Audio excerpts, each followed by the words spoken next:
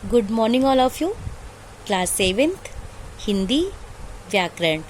आपका लेसन है वर्ण विचार। तो कल हम लोगों ने पढ़ा अल्प प्राण और महाप्राण। तो आज हम पढ़ेंगे संयुक्त व्यंजन। तो देखिए, जो व्यंजन दो या दो से अधिक व्यंजनों के मेल से बनते हैं उन्हें संयुक्त व्यंजन कहते हैं। ये संख्या में 4 हैं। कौन कौन से? छ, त्र, ज्ञ, श। तो संयुक्त व्यंजन कौन कौन से हैं? छ, त्र, ज्ञ, श। तो हम कह सकते हैं कि जो व्यंजन वर्ण दो या दो से अधिक व्यंजनों के मेल से बनते हैं उन्हें संयुक्त व्यंजन कहते हैं। देखिए, ये है छ, ये किन किन व्यंजनों के योग से बना है?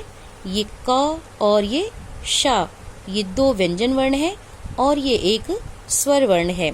क्योंकि हम आपको बताए ही हैं कि व्यंजन वर्णों को हम किसकी सहायता से बोलते हैं? स्वर वर्ण की सहायता से बोलते हैं। तो ये इसमें एक स्वर वर्ण भी आ गया। तो 2 ये व्यंजन वर्ण हुए और ये एक स्वर वर्ण हुआ।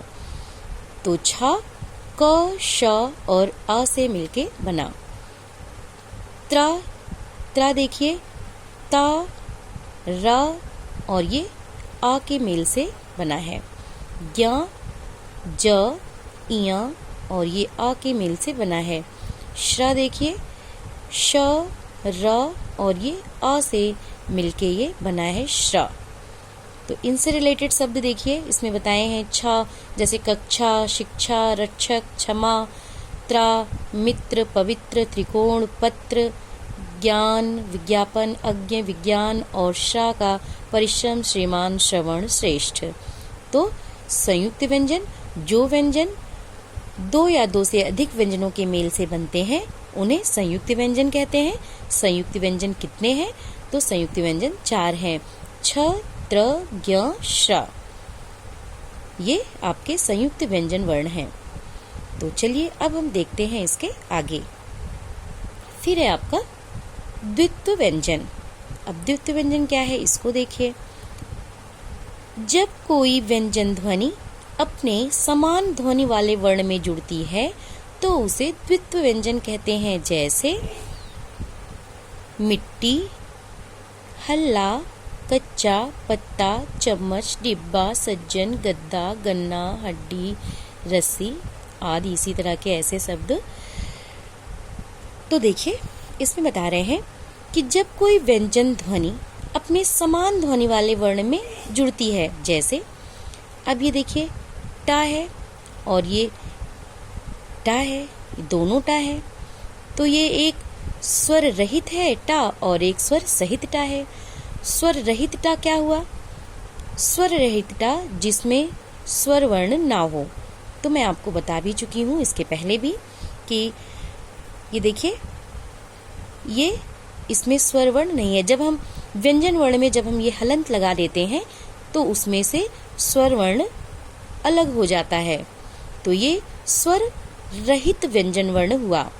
और ये देखिए, ये टा इसमें बड़ी की मात्रा लगी है। तो ये क्या हो गया? ये स्वर सहित टा हो गया। ये स्वर सहित व्यंजन वर्ण है। और इसी तरह से हल्ला, ये देखिए, एक ये ला है और ये एक ला है। तो ये जो ये ला है, ये जो आधा ला है, ये स्वर रहित व्यंजन वर्ण हुआ। और ये ला पे जिसपे आ की मात्रा लगी है ये स्वर सहित व्यंजन वर्ण हुआ।